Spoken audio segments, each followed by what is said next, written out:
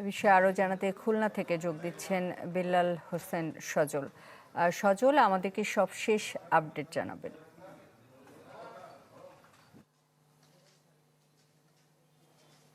Design, elegance, beauty, সেরা পণ্য সবার জন্য। জেভিকো।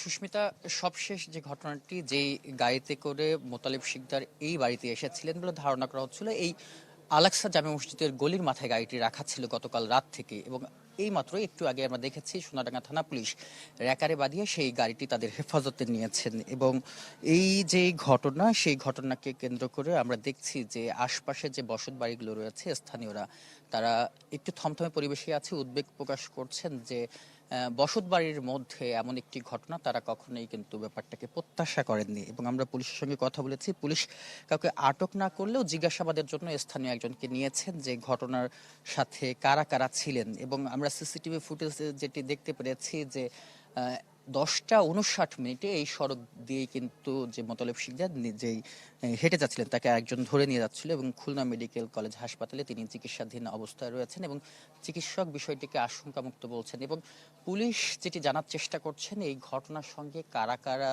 জড়িত, কি কারণে এখানে এসেছিলেন।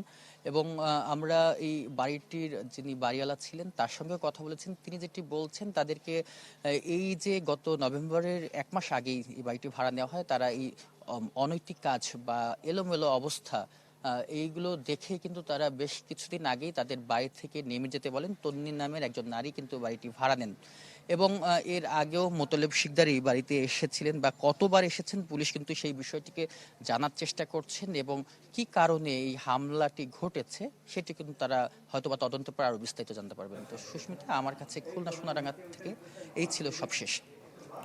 সজল, আপনাকে ধন্যবাদ। খুলনা থেকে আমাদের সাথে যুক্ত হয়েছিলেন বেল্লাল হোসেন সজল।